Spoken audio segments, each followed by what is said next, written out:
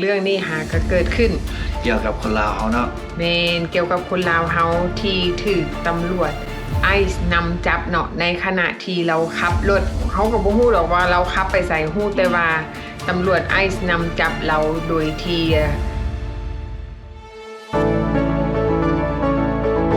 เฮลโลสบายดีทุกคนสบายดีแม่บ้านสบายดีอุ่นสบายดี FC ทั้งภายในและต่างประเทศเนาะพี่น้องมื้อนี้แม่บ้านกับมีเรื่องมาเล่าให้ทุกคนได้ฟังเรื่องนี้ก็เกิดขึ้นเกี่ยวกับคนลาวเขาเนาะเมนเกี่ยวกับคนลาวเฮาที่ถูกตำรวจไอซ์นำจับเนาะในขณะที่เราขับรถเขาก็บ่ฮู้หรอกว่าเราขับไปใส่ฮู้แต่ว่าตำรวจไอซ์นำจับเราโดยที่ได้ตัวเราตอนในขณะที่เราขับรถบางทีเราอาจจะไปเรียกส่วนตัวบ่หรือว่าไปบ่อนใดบ่อนนึงเนาะเจ้าหน้าที่ไอซ์ก็ได้นำแล้วก็จับเราได้สั่งให้รถหยุดแล้วก็จับเอาเลยอาจจะก่อนที่หยุดนะครับไปฟังกันตำรวจกับเจ้ามีแผนการอย่างไรเนาะอยู่ในคลิปขอ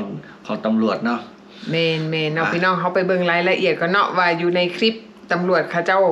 เว้าถึงอย่างใดแล้วก็หมายถึงอย่างเนาะไปเบิ่งก่อน Okay, so we are here outside of Chicago, northwest suburbs.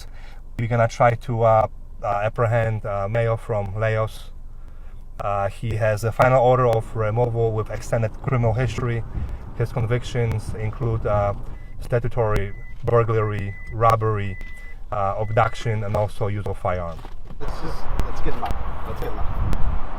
Let's see your ID. Okay. Unlock your door, sir. See if she could get her info. Hey, so we've got an order. Yes, he has been. You have to check this out. No, we just talked to the in. So here's the look. Where's in the station? You got up to you call, you do whatever you need to do. But for now, do you mind just parking this car? Okay. Okay. เป็นอะไรพี่น้องหลังจากที่เฮาได้เห็นคลิปเนาะอันนี้ก็เป็น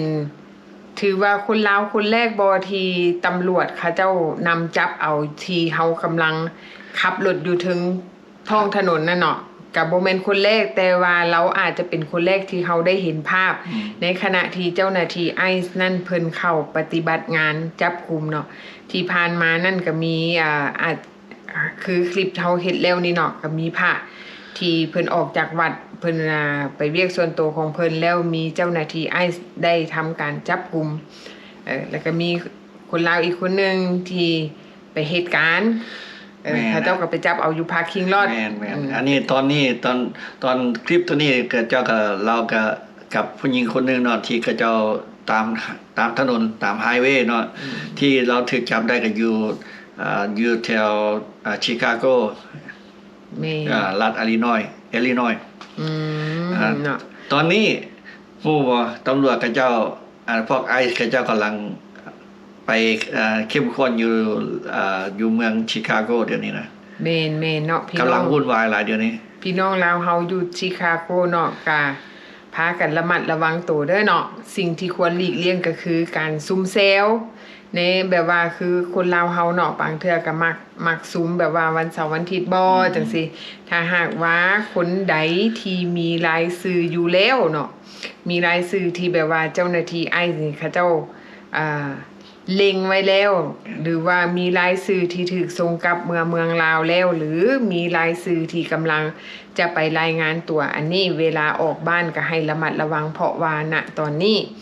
เจ้าหน้าที่ไอซ์เขาเจ้ากำลังกวดแบบเข้มข้นเนาะตอนนี้เขาเจ้าก็ลงกวดอยู่แถวรัฐชิคาโกบ่แม่นรัฐอิลลินอยเมืองชิคาโกรัฐอิลลินอยเมืองชิคาโกนั่นแหละเพราะว่าเดี๋ยวนี้เขารู้สึกหลาย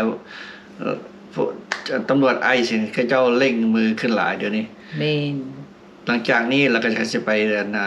ดีทรอยต์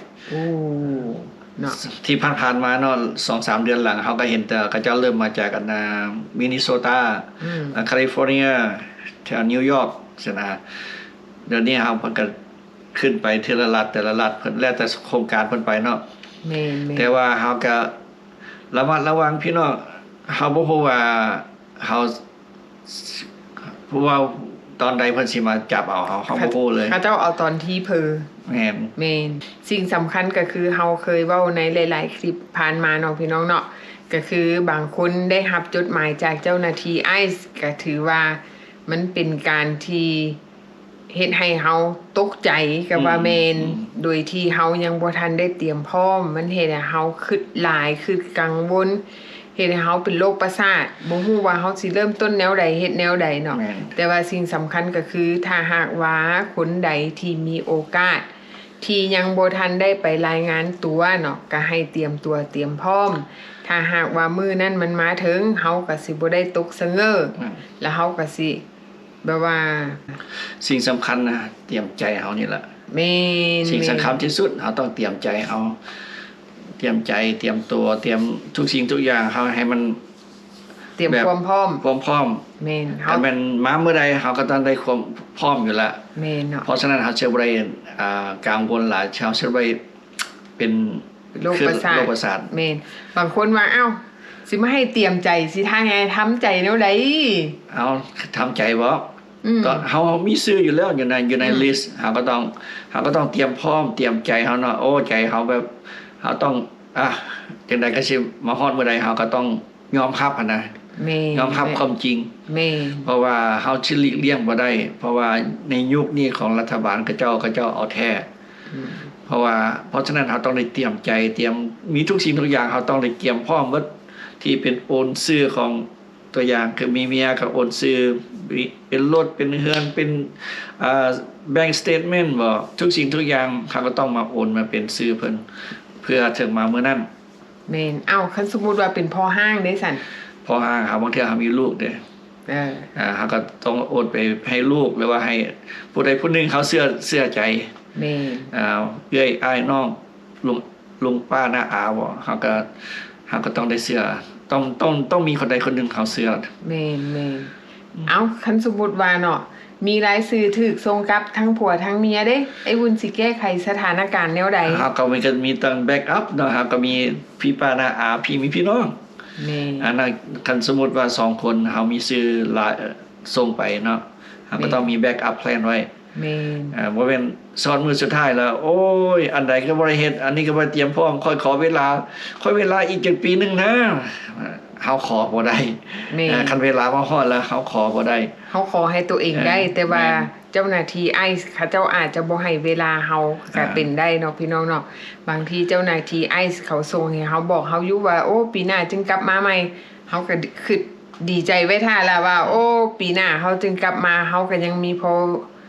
อได้เตรียมตัวเนาะพอมีเวลาได้เตรียมตัวแต่ว่ามันเกิดแบบว่ากระทันหันเขาเปลี่ยนใจบัดนี้ แม่นทุกสิ่งทุกอย่างเปลี่ยนใจ เพ ได้ ราะว่าเจ้าหน้าที่ไอซ์ผู้ที่นั่งอยู่ออฟฟิศกับผู้ที่ออกไปปฏิบัติการนั่นเขาบ่ได้สิแบบว่าประสานงานกันให้มันเป็นอันหนึงอันเดียวกันได้ผู้มาแจ้งก็แจ้งไปต่างหากเมื่อผู้ปฏิบัติการก็ถูกนายสั่งไปอีกไปปฏิบัติการเอาผู้นี้ ก็คือเคสตัวที่เฮานะเบิ่งวิดีโอนี่เนาะที่คนลาวเฮาที่ถูกจับตามไฮเวย์แล้วก็เคสของเราก็แต่2016แล้วก็มีหลายคดีเนาะก็คือแบบตำรวจเว้าหั่นล่ะคดีของเรามีหลายลิสต์ของออกมา แม่น แต่ เนาะ เฮาก็ คนอาจสิถามว่าคดีเป็นหยังว่าภาษาอังกฤษบ่เข้าใจคดีของเราก็คือ เจ้าหน้าที่ไอซ์ก็เจ้ารายงานว่าคดีของเราหนึ่งมีคดีลักพาตัวมีคดีปุ้นจี้งัดแงะเนาะอันนี้แม่นคดีของเราถามว่าบางคนอาจสิว่าโอ้ยปุ้นจี้งัดแงะซื่อๆก็สิถูกจับว่าบางทีเราอาจจะบ่ได้ลักแบบน้อยๆ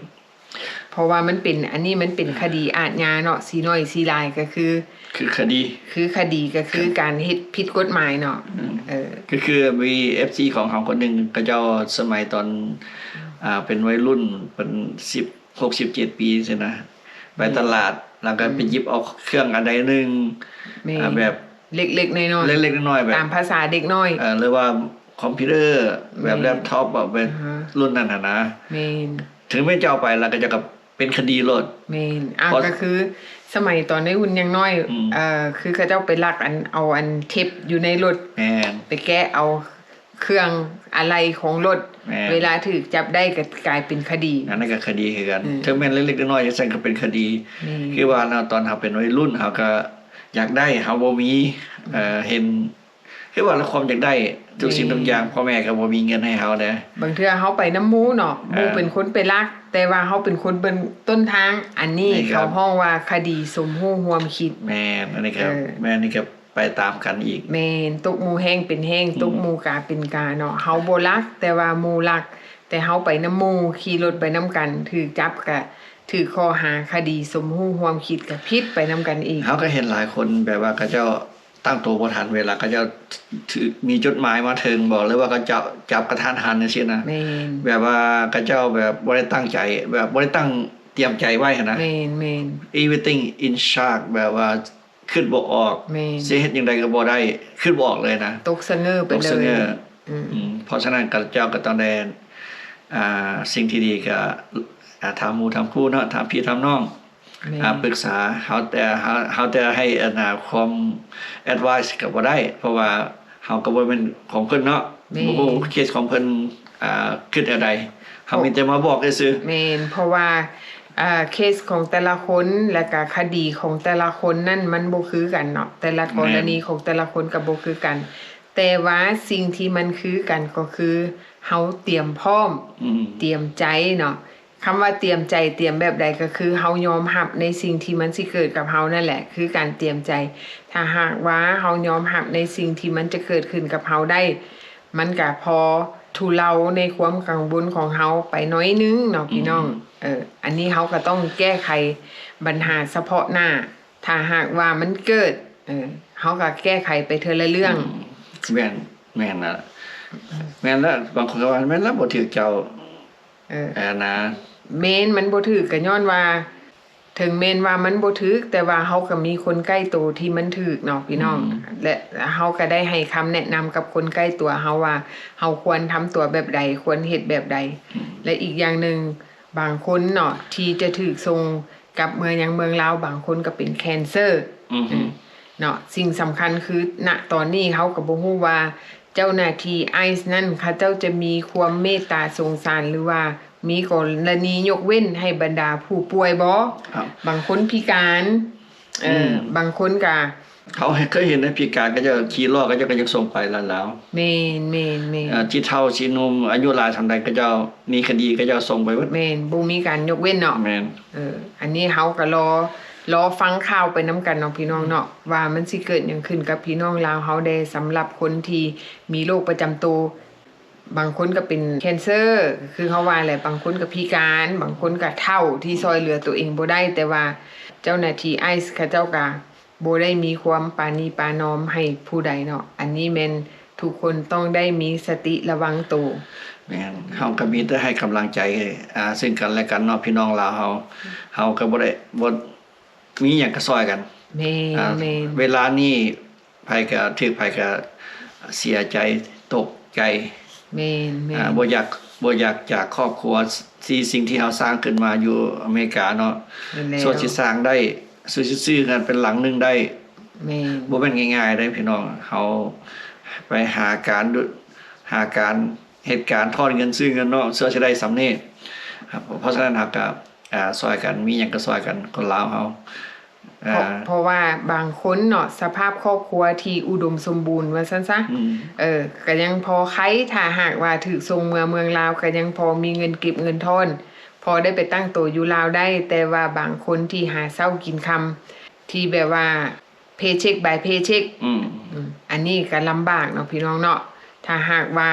เสาหลักของครอบครัวถูกส่งเมืองลาวแล้วลูกเมียอยู่ทางพี่เด้สิเฮ็ดแนวใดอันนี้เฮาก็ต้องได้วางแผนล่วงหน้าระหว่างผัวเมียก็ต้องได้ล้มกันถ้าหากว่าผัวเมียล้มกันบ่ได้ก็ต้องได้ปรึกษานำพ่อแม่อ้ายเอ้ยน้องเพราะว่าเรื่องแบบนี้เฮาสิปรึกษาแต่2คนบ่ได้เพราะว่าอันนี้เฮาก็ต้องได้ขอความช่วยเหลือจากคนในครอบครัวถ้าหากว่ามื้อนึงมันเกิดกับสมาชิกในครอบครัวเฮาเนาะอันนี้เฮาก็ต้องได้มาช่วยเหลือซึ่งกันและกันว่าเฮาจะหาวิธีแก้ไขปัญหาเฉพาะหน้าที่มันเกิดนั่นแบบใดหลังจากแก้ไขเฉพาะหน้าแล้วทางว่าถูกส่งเมืองลาวแล้วสิไปอยู่กับไผสิมารับประกันสิไปหาบ่อนพักเซาอยู่ไสอันนี้เฮาต้องซอกหาวิธีแก้ไขปัญหาไว้ล่วงหน้าถ้าหากว่ามันเกิดเฮาก็จะแก้ไขได้ทันเวลาเนาะพี่น้อง อันนี้ก็เป็นอีกคลิปหนึ่งที่เฮามาฝากไว้ให้พี่น้องลาวเฮาได้เบิ่งเนาะว่าทุกคนต้องมีสติตื่นตัวอยู่ตลอดเวลาหลีกเลี่ยงการซุ่มเซลหลีกเลี่ยงการออกบ้านหลีกเลี่ยงการไปเที่ยวถ้าหากว่าผู้ใดฮู้ตัวว่ามีรายชื่อจะถูกส่งกลับเมืองลาวช่วงนี้แม่นงดการเดินทางมีแต่ไปการมาบ้านเท่าหันละพอ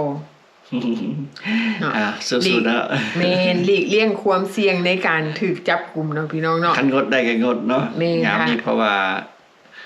เขาเจ้าเอาแท้ แม่นงดได้งดหลีกได้หลีกเนาะเพื่อหยังเพื่อตัวเฮาเองแล้วก็เพื่อสมาชิกในครอบครัวนั่นเองเนาะพี่น้องอันนี้เฮาก็ฝากคลิปนี้ไว้ให้ทุกคนได้เบิ่งเนาะพี่น้องเนาะสำหรับคลิปหน้าเมนข่าวหยัง สำหรับคลิปหน้าโอ้เฮาสิมีข่าวให้สำหรับคนลาวเฮาอีกเด้ โอ้ยเนาะพี่น้องถ้าเบิ่งคลิปหน้าเนาะพี่น้องเนาะสำหรับคลิปนี้ขอลาไปก่อนเด้อบ๊ายบาย โอเคบ๊ายบาย